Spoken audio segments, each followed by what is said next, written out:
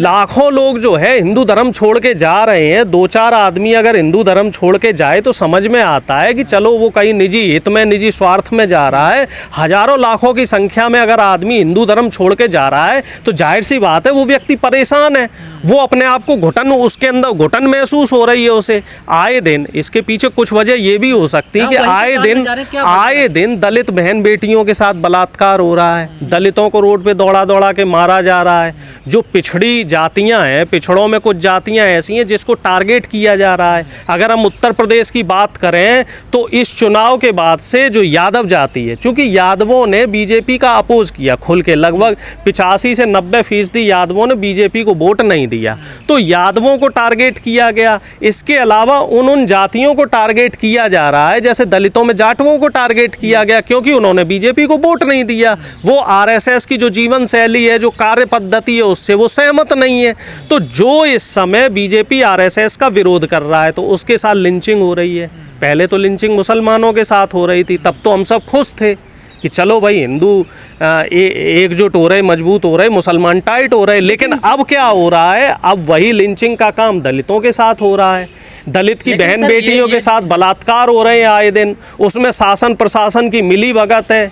जो आरोपी हैं वो पता चलता है सवर्ण जाति के हैं, आरोपी जो हैं वो पता चलता बीजेपी के नेता हैं। अंकिता भंडारी का केस देख लीजिए, बीजेपी का नेता था, और जो उत्तर प्रदेश में तमाम जो कांड हुए हैं उन सब में बीजेपी के नेता निकले हैं। ज़्यादा दुखी सर दलित, अगर इनमें देखा जाए जितने भी बौद्ध धर्म की दीक्षा हुई है, इसमें 90% दलित है, 90% दलित है। दलितों के साथ ही अत्याचार हो रहा है। दलितों के साथ जो पिछड़ी जातियां हैं, पिछड़ों में कुछ दबी जातियां हैं, कुछ अति पिछड़ी जातियां हैं, उनके साथ भी अत्याचार हो रहा है, तो वो लोग भी जा रहे हैं। बड़ी संख्या अगर यही चलता रहा तो ये तो बहुत बड़ा भाई 20 से 25% दलित है और लगभग 54-55% ओबीसी है।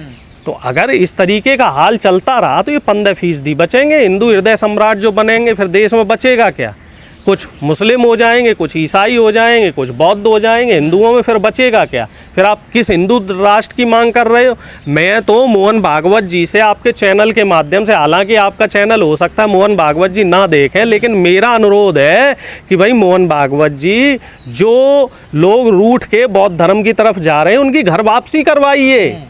भाई कहीं ना कहीं उनसे बात करने की ज़रूरत है आपको, और अपने लोगों को समझाइए, आरएसएस और बीजेपी के लोगों को, कि भाई आप इस तरह से दलितों और पिछड़ों के साथ अत्याचार क्यों कर रहे हैं? जब आप हिंदू के नाम पे सत्ता में आए, आपने कहा कि साहब हिंदुओं को मजबूत करेंगे, एकजुट करेंगे। से बात करी है, वो लोग कहते हैं कि ये हमें तो हिंदू मानते नहीं है ना, सत्य बात है, सत्य बात है। ऐसे कोई एक उदाहरण थोड़ा ही है, मैं तो कई बार बोल चुका हूँ। तमाम जो अभी कर्नाटक की एक घटना है, कर्नाटक में एक 10वीं में पढ़ने वाला बच्चा, वो मंदिर का सिर्फ उसने चौखट छू ली, भाई साहब उसके ऊपर 60,000 रुपए का दंड लगा दिया। पूरी मंदिर की जो है फेंस पेंटिंग होगी दोबारा, और अगर वो 60,000 रुपया नहीं देगा तो उसको पूरे गांव से निकाला दे रहे हैं। तो ये कहाँ क्या है, क्या हिंदू है फिर? भाई आप किस हिंदुत्व की बात कर रहे हैं? मेरठ में एक वाल्मीकियों का पूरा गांव है, पूरे के पूरे गांव को मंदिर में नहीं घुसने दिया। जब उन्होंने बौद्ध धर्म की दीक्षा ले ली तब वो मीडिया में खबर आ रही कि वो पूरा गांव ही बौद्ध धर्म की दीक्षा ले रहा है। भाई धर्म हमें किस चीज़ की, धर्म आदमी धर्म में विश्वास किस लिए करता है कि भाई आदमी जाए सुबह शाम ईश्वर की आराधना करे, उसे मान मिले, उसे सम्मान मिले। डॉक्टर भीमराव अंबेडकर भी पीड़ित थे इन लोगों से, उन्होंने भी बौद्ध धर्म की दीक्षा निश्चित तौर पे पीड़ित रहे हैं, उन्होंने शोषण झेला है और उनके साथ हमेशा असमानता का व्यवहार हुआ है। और बाबा साहब ही नहीं, ऐसे तमाम नेता रहे हैं जिन्होंने दलितों, शोषितों, वंचितों और पिछड़ों की राजनीति की है। तमाम लोग, तमाम उदाहरण हैं, आप लिस्ट निकालेंगे तो लिस्ट छोटी पड़ जाएगी। हजारों लोग ऐसे हैं जिनको कथाकथित इस मनवादी विचारधारा के लोगों ने इनका शोषण किया है। दिक्कत इनके साथ पता है क्या है? जब तक आप सत्ता में, जब तक सर ये पहली बार नहीं हो रहा है, ये तो चल रहा है। देखो, जब तक आप सत्ता में भागीदारी नहीं लेते, दलित, शोषित, वंचित, पिछड़े, सत्ता में भागीदारी मत लो, शिक्षा की तरफ मत जाओ, आप जुडिशरी में मत जाओ, आप ब्यूरोक्रेसी में मत जाओ, आप मीडिया की तरफ मत जाओ, तब तो आप हिंदू हो। लेकिन अगर आपने बात करी कि नहीं साहब हमें सत्ता में भागीदारी चाहिए, हम जातिगत जनगणना लेंगे, हमारे बच्चे जो हैं IAS PCS ऑफिसर बनने चाहिए, हमारे बच्चे जज बनने चाहिए, हमारे बच्चे पत्रकार बनने चाहिए। तो इन जो मनवादी विचारधारा के लोग हैं, जो ब्राह्मणवादी विचारधारा के लोग हैं, इनके पेट में दर्द होने लगता है। फिर ये क्या करते हैं, वहाँ तो चोट मार नहीं सकते, क्योंकि आरक्षण जो बाबा साहब का संविधान है उसने हमें ये आज़ादी दे रखी है कि हम आरक्षण के तहत नौकरी ले सकते हैं। तो ये क्या करते हैं, हमारा मंदिर में जाना बैन करवा देते हैं, क्योंकि मंदिरों में भी एक तरीके का आरक्षण है और एक जाति विशेष के लोग उस मंदिर में बैठे हुए हैं। सिर्फ तमिलनाडु ऐसी जगह है जहाँ पे हर जाति के पुजारी मंदिर में हैं। अगर इस तरह की व्यवस्था पूरे देश में हो जाए, हर जाति का व्यक्ति अगर मंदिर में पुजारी बन जाए, तो मुझे लगता है शायद हिंदू धर्म थोड़ा बहुत मजबूत हो। जो सनातन धर्म छोड़कर बौद्ध धर्म की दीक्षा ले रहा है, तो कहीं ना कहीं हमारे धर्म में दिक्कत है। मैं आपसे पहले भी कहता रहा हूँ आपके चैनल के माध्यम से कि हमें सोचना पड़ेगा कि हमारा धर्म जो सनातनी परंपरा सदियों पुरानी है, हजारों साल पुरानी है, वो किस दिशा में जा रही है। क्या हमने भारतीय जनता पार्टी, क्या हम तो सब श्रेष्ठ माना जाता है। हाँ, क्या हमने भारतीय जनता पार्टी और आरएसएस के हाथों अपने धर्म को गिरवी रख दिया है कि आरएसएस के लोगों की बात जो मानेगा वो हिंदू है, आरएसएस और बीजेपी के लोगों की बात जो नहीं मानेगा वो हिंदू नहीं है, वो हिंदू विरोधी है। हमारा धर्म ऐसे कब से हो गया, या फिर कोई धर्म इतना कमज़ोर कैसे हो सकता है कि किसी एक व्यक्ति की वजह से उस धर्म को क्षति होने लग जाए। तो कहीं ना कहीं दिक्कत है। दिक्कत जो है, अगर हम उसका विश्लेषण करें, उसकी गहराई में जाएं, तो हमें जो प्रथम दृष्टया समझ में आता है, दिक्कत बीजेपी और आरएसएस के लोगों में है। इन्हें कहीं ना कहीं लोगों को समझाने की ज़रूरत है। जो लोग धर्म छोड़ के जा रहे हैं, जो लोग बौद्ध धर्म की दीक्षा ले रहे हैं, उनसे बात करने की ज़रूरत है। इस तरीके से तो हमारा धर्म कमज़ोर हो जाएगा।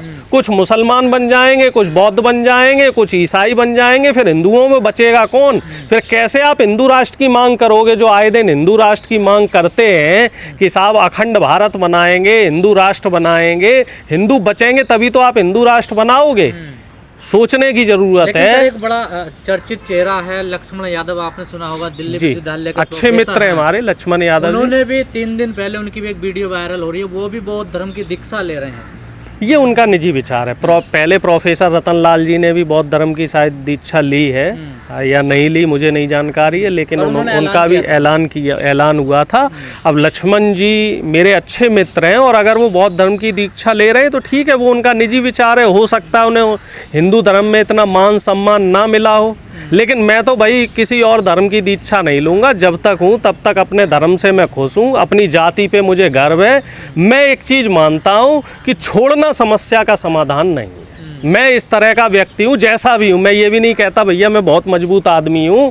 मैं यादव हूँ, मुझे यादव होने पे गर्व है, और मैं सनातनी हूँ, हिंदू हूँ, मुझे अपने धर्म पे गर्व है। यादव भी तो यादव ही है ना, देखिए। अब ये उनका निजी विचार है। लक्ष्मण यादव जी अगर बौद्ध धर्म की तरफ जा रहे हैं तो हो सकता है वो आरएसएस और बीजेपी से डर गए हो, उन्हें बौद्ध धर्म की शरण में जाना पड़ा हो। मैंने उनसे बात नहीं की, ना मैं उनसे बात करना उचित समझता हूँ। देखिए तो जाति में देखिए वो अलग बात होगी। देखो धर्म और आस्था ये अलग प्रश्न हो गया, इसमें आप किसी पे दबाव नहीं बना सकते।